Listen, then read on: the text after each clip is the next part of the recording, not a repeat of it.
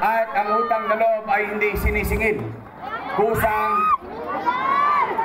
binibigay. Tama, mali? At kayo ang mumusga, mga batang tondo. Kung ako ba ay marunong tumanaw ng utang na loob. Perfecto Mercado. Ako po ay may utang na loob kay Danny Lacuna. Alam niyo yan.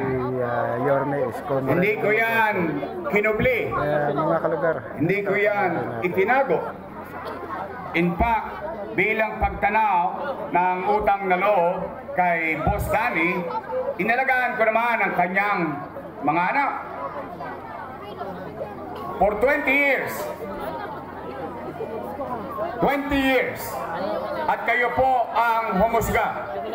Tingnan natin kung totoo bang nilingon ko si Boss Danny. Una, Philip Lacuna. Nakaupo?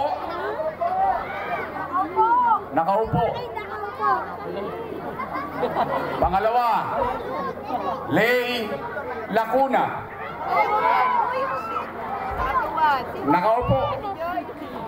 Pangatlo, Dennis Lacuna. Nakaupo. Ganyan guys, at punong-puno. Your choice na naman dito sa Perfecto Mercado. Asawa ni ate. Head ng Manila Health Department, Dr. Fox Pangan. Nakaupo. Sa mga kalugar, at may awa ang Diyos sa tulong ninyo. Nakabalik tayo. Yan ang una kong tatanggalin sa City Hall.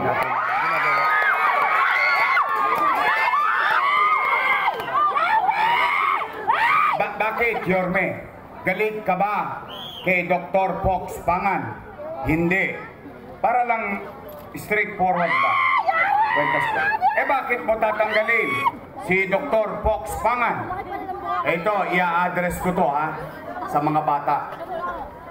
Mga bata, mga kabataan dito. Yang ang nagpahirap sa nanay at tatay nyo at lolo't lola nyo, kung saan ginawa niya, pupunta ka lang sa health center, kailangan naka-online schedule ka pa. Nay, tay, mga lolo't lola ko, tama ba? Paano kung wala kang cellphone? Wala. Paano kung wala kang load? Paano kung hindi ka marunong online? Natin. Ito nga Perfecto corner ng Mercado dito sa Tondo. Ito na your mistakes. Hindi mo ba?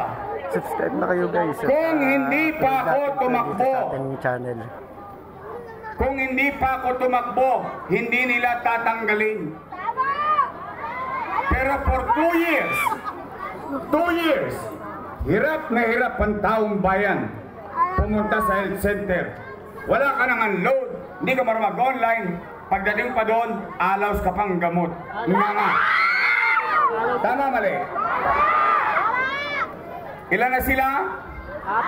Muli guys, Panlima. dito na lang ako ating si ate. Nakaupo? Mga susunod pa po na location. Upo. Bukas guys, ang schedule is District 3. Ilan sila lahat? Abangan natin guys. Happy? Ito na location. Hindi masaya ako. I swear to God, masaya ako para sa kanila. Dahil sa maliit nating tulong, tayong lahat, kasama ko, kasama kayo, napagtagumpayan ng anak ni Boss Danny ang hindi niya napagtagumpayan. Masaya ako para sa kanila. Pero kung sila ay naging mabuti, mabisa o tinupad ang tungkulin sa taong bayan o hindi naman ako para humusga. Taong bayan ang